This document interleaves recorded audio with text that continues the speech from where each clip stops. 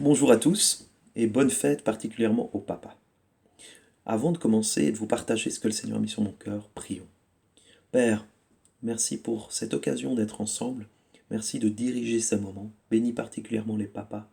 Sois aussi avec les autres qui écouteront ce message. Que tu puisses diriger toutes choses et révéler encore combien tu es un Père qui est bon. Dans le nom de Jésus. Amen. Alors, si nous avons fêté dernièrement les mamans, aujourd'hui c'est le tour des papas. Je souhaite donc une bonne fête à tous les papas.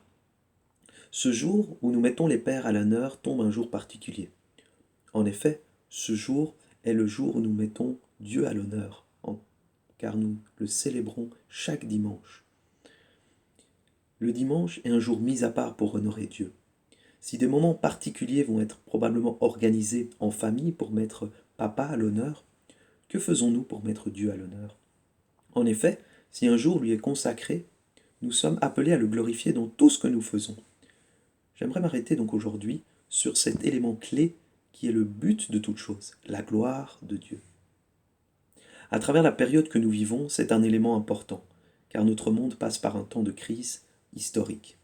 Si la crise sanitaire semble tout doucement s'estomper, une crise économique est en train de prendre le relais avec tous les enjeux nationaux et internationaux que cela soulève. Notre monde semble mal embarqué, face aux souffrances, à la comptabilisation des morts, aux annonces de licenciements, à des situations familiales critiques. Le tableau semble bien noir. Beaucoup pourraient s'interroger sur pourquoi Dieu permet tout cela.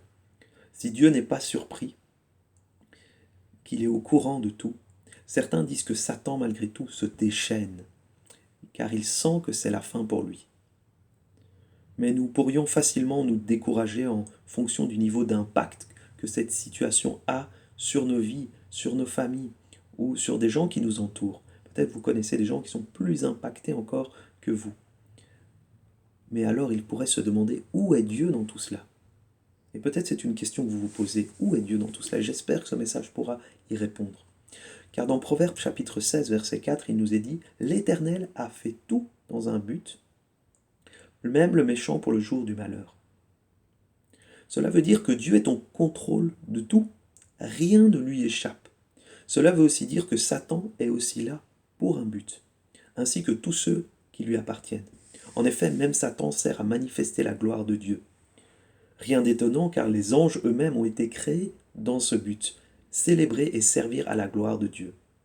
Quand les anges se présentent aux bergers dans l'évangile de Luc au chapitre 2, verset 14, ils disent à l'unisson « Gloire à Dieu dans les lieux très hauts et paix sur la terre parmi les hommes qui l'agréent. » Les anges louent Dieu et glorifient Dieu en permanence. Dans l'Apocalypse, nous voyons aussi que l'atmosphère du ciel et l'atmosphère qui nous attend est remplie de sa gloire. Lisons. Et toutes les créatures qui sont dans le ciel, sur la terre, sous la terre, sur la mer, et tout ce qui s'y trouve, je les entendis qui disaient, à celui qui est assis sur le trône et à l'agneau, soit la louange, l'honneur, la gloire et la force au siècle des siècles. Apocalypse chapitre 5, verset 13. Nous voyons ici que tout est tourné vers la gloire de Dieu.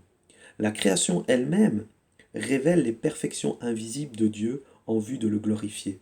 Nous pouvons lire dans Romains, au chapitre 1, les versets 20 et 21.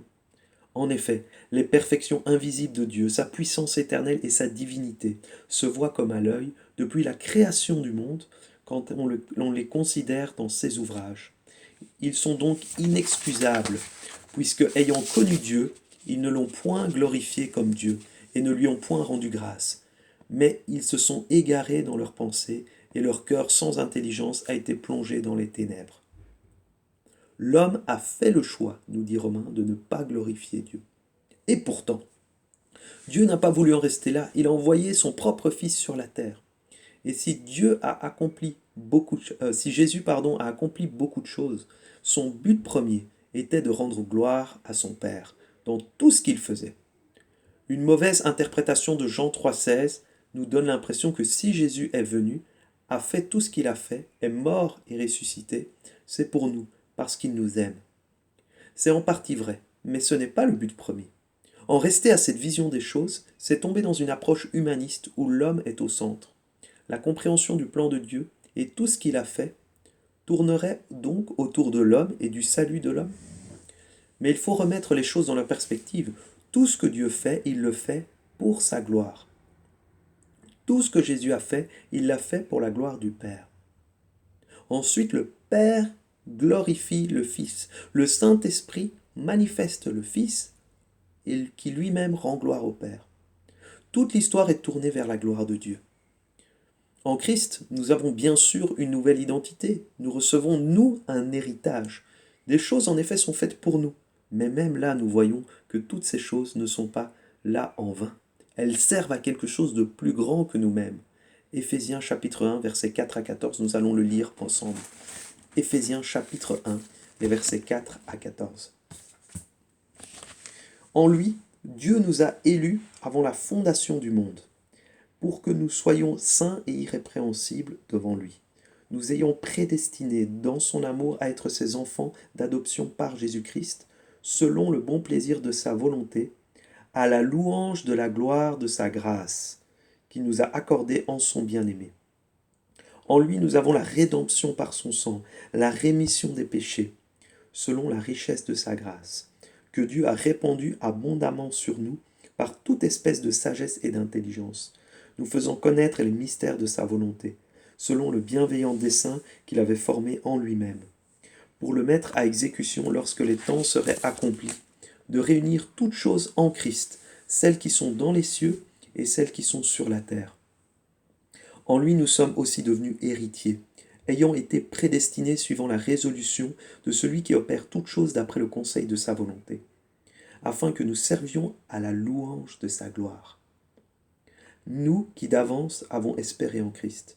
En lui, vous aussi, après avoir entendu la parole de la vérité, l'évangile de votre salut, en lui, vous avez cru et vous avez été scellés du Saint-Esprit qui avait été promis, lequel est un gage de notre héritage pour la rédemption de ceux que Dieu s'est acquis à la louange de sa gloire. Amen. Nous constatons ici que tout a été fait, même nous, même cet héritage, même cette nouvelle identité, pour servir à la louange de la gloire du Père. N'est-ce pas magnifique? Le but de tout est que Dieu soit glorifié en tout point. Les anges servent à cela, Satan sert à cela, les démons servent à cela, le Fils et le Saint-Esprit travaillent à cela, le méchant travaille à cela, le juste travaille à cela. Mais tout travaille à la gloire de Dieu. Mais Dieu ne partage pas sa gloire avec n'importe qui, sauf avec ses fils et ses filles. Ceux qui sont semblables à Christ, c'est-à-dire ceux qui lui rendent gloire sur la terre. Lorsque nous rendons gloire à Dieu sur la terre, nous participons à servir à la louange de sa gloire et nous-mêmes, nous bénéficions de cette gloire et Dieu partage avec nous cette gloire. C'est ça la promesse incroyable. Dieu veut nous rendre participants de sa gloire, veut nous faire entrer pleinement dans sa présence et nous faire sentir son poids, qui il est. Quelle grâce incroyable. Et dans ce contexte-là, nous comprenons mieux le texte de Romains chapitre 8, les versets 28 à 30. Souvent, nous connaissons mieux la première partie de ce texte, le verset 28, mais nous n'allons pas plus loin.